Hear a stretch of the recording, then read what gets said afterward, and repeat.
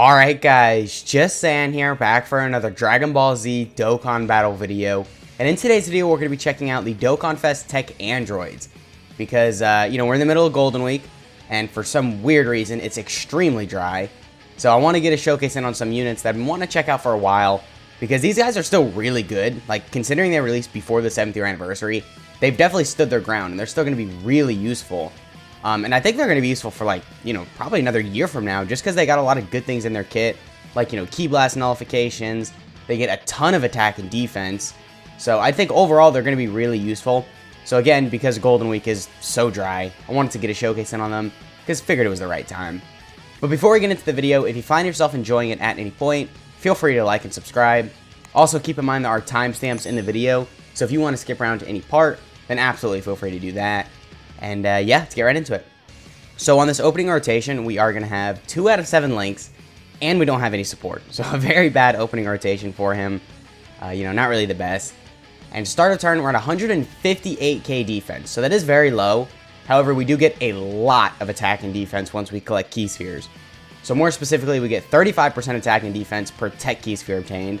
Yes, 35% attack and defense with every TEQ key sphere. That is a very big percentage buff. So that definitely is very good. And then he gets 18% attack and then 17% defense just per non-TEQ key sphere obtained. So that obviously isn't as good, but it's still good. They get some stats with key spheres other than TEQ key spheres. So I guess that definitely is alright. And then they get an additional 70% attack with 7 or more key spheres. They get 80% defense with 8 key spheres. So as long as you get 8 key spheres, you're getting an additional 70% attack and then an additional 80% defense, which we are going to get 9 key spheres right here. So definitely we're going to have both of those buffs. And after we get that, we jump up to 372k defense. So, I mean, that's still alright, because we do get 30% attack and defense on super. So after we super attack, our defense is going to go up to, like, almost 500k. Which, again, that's alright. Now, they do got something else going on for them, to where they do nullify Ki Blast supers directed at the character if HP is 35% or higher. Now, that's just a guaranteed nullification. There's no, 50% chance behind it or anything. It's just guaranteed, nullifies Ki Blast supers as long as your HP is 35% or higher. So that's a really good condition, because most of the time you're going to be above 35% HP. And also just a guaranteed, just nullification, right? You take no damage from a super. It's really useful, because, you could take this guy versus Red Zone Broly. And I'm pretty sure Red Zone Broly does a Ki Blast super. So then obviously you nullify that, you're avoiding all of that damage, which, considering he hits for 1.5 million damage on a super, just completely avoiding it is definitely very useful. So I don't want to undermine that. That is very, very good. And along with almost a 500k defensive stat, even though it's probably a little bit lower than that, we'll just say 500k for argument's sake, is definitely pretty solid, right? Because around 500k defense is about double digits from normals, at least, from a red zone boss you have type advantage against. So then also having the guaranteed Ki Blast nullification, if your HP is above 35%, is really, really good. Because again, Ki Blast supers are very, very common. And then just having a guaranteed nullification for that is very good, because then you don't gotta roll the dice with it. It's just guaranteed you'll see it as long as you're above 35% HP. So definitely very useful with that. And then they do also have a guaranteed additional super if HP is 35% or less, which is still good, because they get defense on super, but being below 35% HP, isn't really the most common thing, so that's not really the greatest thing. But regardless, that was a very bad turn for them. So now we're going to be looking a little bit better. We're going to have 4 out of 7 links now, and we do have some support. And start of turn, we're at 217k defense, so I mean, yeah, that's definitely alright. We'll throw them in slot 1. We're going to get 10 key spheres, so a little bit more. And we still have the same amount of links active, right? Yeah, we do, okay. And now our defense is at almost 500k. Alright, so now on a rotation like this, you can see why I'm saying this guy's still really good. Because after we super, we're going to be at almost 700k defense, right? And we could still get the additional super, right? I mean, depending on how you have him built, you could always get an additional super, which I do suggest you go full additionals with this guy, by the way. We'll talk about that in a minute, though. So, if you get the double super, he'll be approaching 1 million defense, and we've got that the guaranteed Ki Blast nullification, right? Which I already mentioned a couple times, but I really do want to stress that is very, very useful, right? I mean, because you're avoiding so much damage, and it's just for free. I mean, just Ki Blast nullification. Doesn't matter, you could throw them in slot 1, maybe if you have like a scouter activated and you see that, you know, you're taking a super in slot 1, most units won't be able to take a super before they actually get their super off.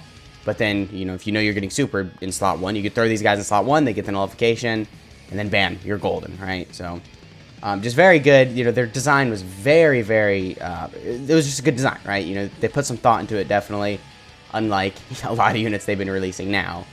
So, that definitely is good. And they're on some pretty solid teams. I say solid teams, nothing too crazy, right? I mean, these Android teams are pretty good. I mean, there's some standout units, right? You've got the EZA LR Cell. He's definitely a very top tier unit. You've got the new Dokkan Fest Super 17, who is still good. I mean, he gets some hate, but he's still really good. And of course, there's some good Androids units here and there, but I could see us getting some more Androids buffs in the future. You know, a new Gamma 2 that sacrifices himself, Cell Max. I could see us getting another Cell, because I do feel like they would hit up Android/Cell Saga again for like a big time celebration. So, I definitely think it's possible these guys could just get better with time, really. But anyway, right here, actually, you know what? This is a very good rotation, because now we've got 50% support from the second form cell, and we have support from the 19 and 20. So what, we've got like 90% support right here, and most of our links active. So this is going to be a really crazy rotation. Actually, you know what? Yeah, let's just go all in. Okay, so I'm gonna pop some items right here. These aren't nuking items. So these don't make it to where our damage or defense is increased with these. This is just helping us get key spheres. So we're going to get 14 key spheres right here. And with the double support and everything, we're at 615k defense. So of course, that is very unrealistic. You're not going to get 14 key spheres with them frequently. However, you know, it's still possible, right? I mean, they do change key spheres, right, into TEQ key spheres. So of course, it is possible you could get 14 key spheres. And if you do, they're definitely going to be looking really good, right? I mean, we're at 600k defense start of turn. You know, they get the 30% on super. They have the guaranteed Ki Blast nullification. A 10.8 million attack stat. Definitely very useful, yeah. And they do also have this active skill, which I didn't even mention. Okay, so their active skill is probably the second most important thing about them, if not the first. So, kind of odd I forgot to mention it. But anyway, basically what it does is it just is a Ghost Usher. So you just pop it, and then you get a Ghost Usher, and then bam, right? It's very, very useful.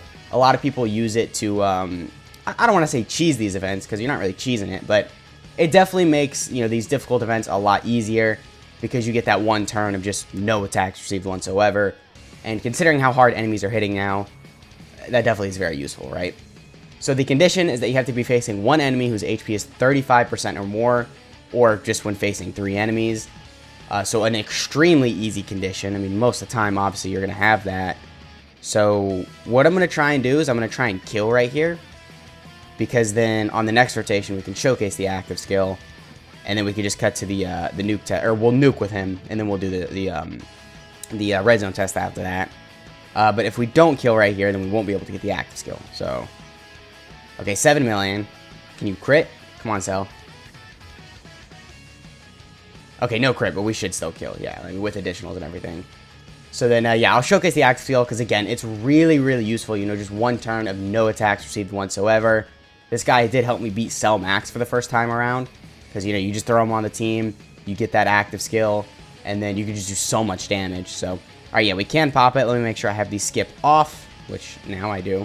And, yeah, let's go ahead and play this.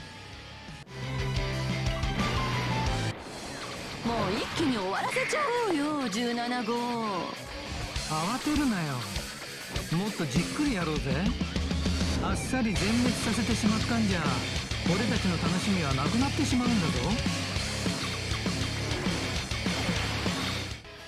Alright, so yeah, easy as that. Now we're not taking any attacks. Pretty simple, right? I mean, not really a whole lot to it. He doesn't get any additional, like, you know, attack and defense or any crits. All they do is they just get the Ghost Usher, which is still very useful, right? I mean, it's good enough.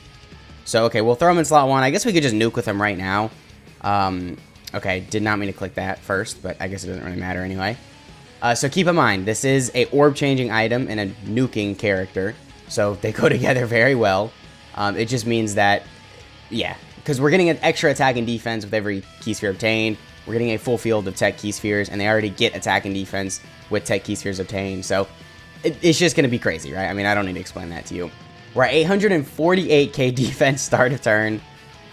This is very unrealistic, so don't, I wouldn't necessarily like say, oh my god, this is like crazy, this is why he's the best TUR or something like that, because this isn't realistic whatsoever. You're never going to see this unless you go out of your way to get this. But, you know, he's got a lot of support. He got a bunch of key spheres. We're at a 34 million attack stat. Yeah, definitely pretty good.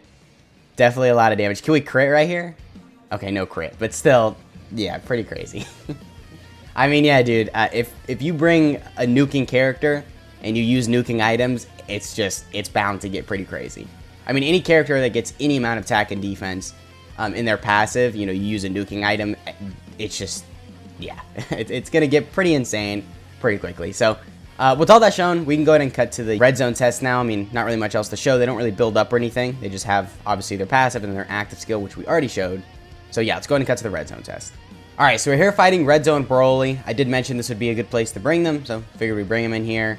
And we do have a really good setup for them. They are going to take a super, which is good because then we can see their nullification. We're going to have a lot of links active, and we do also have support from the 1920. So it's a good rotation for them overall. Start of turn, we're at 250k defense, and then after the 8 key spheres, we jump up to 518k. So I'm pretty sure that's double digits from Broly's normals, like before we super, but we'll see. I know after we super, we're easily going to survive. But, all right, yeah, as you can see right here, we got the nullification. Dude, I can't tell you how useful that is. I mean, I'm sure you guys have, you know, tried to take a team into Red Zone Broly before and have gotten destroyed. I know my first attempt for Red Zone Broly, I completely underestimated the event. So, I mean, you know, he hits hard. That's what I'm trying to say. He hits very hard. So being able to just completely avoid that super, I mean, you know, come on. That's definitely very useful, regardless of what the unit's defense or offense is at. The fact that he's able to just completely just tank that super for absolutely no damage is very, very good, right? Now, Super 17, yeah, he's fine right here. He's taking a little bit of damage, but he's still fine. I think 19 and 20 are fine right here, too. They do have a Ki Blast nullification as well, but I don't know the condition behind it. I think it is also guaranteed, but we'll see. Okay, yeah, it's guaranteed as well. And then they heal, actually, too. They heal when they absorb a Ki Blast super, so they're crazy in their own right. So, okay, what we'll do is we'll just pop a Ghost Usher right here. This turn isn't really that good. I mean, that's what I was talking about with the Androids team, I guess, not being as good. Because, I mean, unfortunately, you know, just not a lot of crazy options, especially for, like, difficult events. I mean, you know, you've got the Incel, who's good once he transforms, but we don't have him transformed right here because the active skill condition to transform is really bad. You've got the AGL Cell, this guy, who we actually did a showcase on not too long ago. And he's still good, but he's definitely a slot 2 unit. And that's kind of difficult because pretty much every Android unit is a slot 2 unit, right? And then the physical EZA Cell, the one we had in slot 2. Look, if you like him, I understand he's a fun unit, but dude, that EZA was horrible. I'm sorry, I did not like his EZA. I thought they designed him just very poorly. Just because, like, I don't know, they didn't really give him a whole lot. But, I don't know, maybe I'm just being a hater. But anyway, we got a really good rotation right here. We're going to get 12 key spheres. We'll showcase this, and then we'll just cut to the unit breakdown. Because, I mean, you know, we already saw him tank a super for absolutely no damage. We're going to see him perform really well right here. And then that'll be pretty much it. So, we were over 600k defense start of turn, which is, you know, really crazy. Because obviously we get 30% on super. And then we do have the guaranteed Ki Blast nullification as well.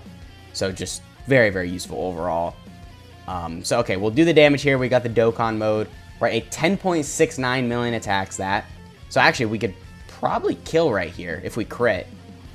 Just, you know, between the high attack stat, the Dokkan mode, and then the crit. But keep in mind, we don't have support on this rotation either. So, this is a very good turn for him. Yeah, very good turn, definitely. Okay, so I think we're probably going to end up dying. I don't think the 2 Android 17s right here, Super 17, is going to kill.